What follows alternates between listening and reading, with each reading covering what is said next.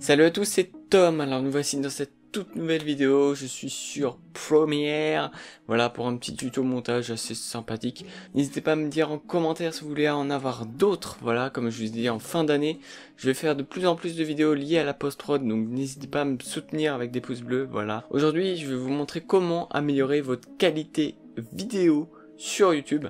Donc ça va être assez simple, vous dire oh bah c'était facile finalement. Mais oui, il faut surtout comprendre pourquoi. Et pourquoi je vous conseille de le faire, parce que ça va en même temps être plaisant pour vous, mais aussi pour les viewers. Donc nous voici sur Premiere Pro. Alors là je vous ai sélectionné un petit rush sur Assetto Corsa, voilà, on peut le mettre dedans.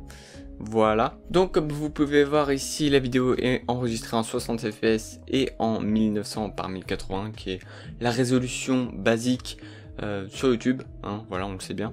Comment avoir une meilleure qualité sur cette vidéo sur YouTube pour pas avoir, vous savez là, les petits pixels dégueulasses là, comme ça, sur YouTube. Enfin, c'est pas ouf, surtout quand il y a beaucoup de mouvements.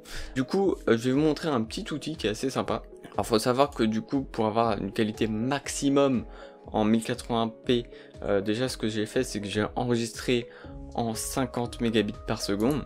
Donc ça on peut le voir tout simplement avec le petit logiciel Mediainfo. Je vous le mets en description, voilà, comme ça vous avez juste à le télécharger. C'est vraiment excellent pour savoir plein d'infos sur les médias. Voilà, pas forcément vos vidéos, mais vraiment sur toutes les vidéos, mais aussi les sons, les musiques. Donc vous voyez que ici par exemple on est bien en 60 fps. On est évidemment en 1920 par 1080 en 16 neuvième, voilà. Et surtout, ce qui est très important, c'est le bitrate. Le bitrate, pour vous résumer, c'est les données vidéo faites par ce média en une seconde. Voilà, là il y en a 50 mégabits. C'est pas mal, voilà. Alors vous voyez 1080p, 50, vous allez vite comprendre pourquoi vous avez des pixels comme ça sur YouTube. Si on va sur Google et qu'on tape YouTube codec, on arrive sur le paramétrage d'encodage recommandé pour la mise en ligne sur YouTube. Alors on est en .mp4, c'est vraiment très important. Évitez le .avi, exportez votre vidéo en .mp4.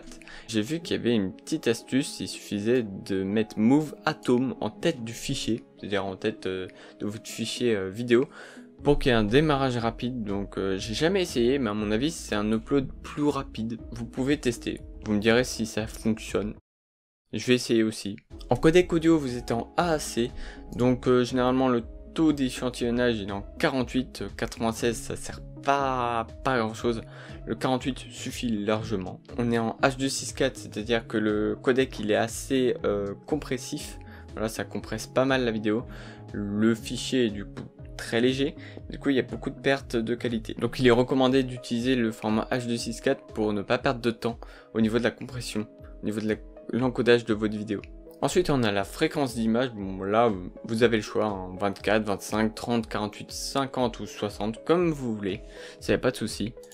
Ensuite le débit, c'est ça qui est très important. Donc vous voyez que là il y a deux types de débit vidéo, en SDR ou en HDR. Nous on est en SDR, donc à ne pas confondre. Et vous voyez que du coup en 1080p, en 60 en tout cas, comme le cas de la vidéo Assetto Corsa, YouTube va compresser à 12 mégabits seconde. Et voyez le problème, sur Mediainfo, je suis en 1080p et en 50 mégabits par seconde. Vous voyez qu'il y a un petit problème. Quand je vais uploader cette vidéo qui est en 50 mégabits, YouTube va la recompresser en 12 mégabits. Alors ce que je vous conseille du coup, c'est de la upscaler en 4K. Bah oui, parce que regardez, vous allez faire croire que vous êtes en 1080p 50. Sauf que du coup, vous allez croire à YouTube que vous êtes en 4K, alors que ce n'est pas le cas. Oh, cette rime! Finalement, en uploadant votre vidéo en 4K, vous l'avez en pleine def sur YouTube, puisqu'elle est en 50 mégabits par seconde, alors que vous êtes en 1080p natif. Alors du coup, pour ce faire, on va appliquer les paramètres YouTube directement sur l'exportation. Voilà. Donc vous voyez que là, j'ai créé un preset YouTube 2160p 4K SDR, voilà. C'est upscalé en 4K. Et du coup, j'ai mis le débit, donc le bitrate, à 50 mégabits. En audio, du coup, vous mettez le AAC, 48 kHz, pour avoir la meilleure qualité possible. Comme je vous dis, voilà, même sur Premiere, on peut pas sélectionner 96 kHz. Donc vous le laissez comme ça. Et en 320 pour le débit. Voilà, c'est le meilleur débit possible. Voilà. Avant de conclure, je vous montre deux exemples de cette technique. Alors ici on a Need for Speed Payback. Sur la gauche c'est de la 1080p directement depuis le lecteur YouTube. Et vous voyez que la qualité elle est vraiment pas ouf. Il y a des pixels de partout. Alors qu'à droite c'est la 4K directement sur le lecteur YouTube. Et vous voyez que la qualité elle est beaucoup plus fine. Il y a beaucoup moins de pixels. C'est beaucoup moins granuleux.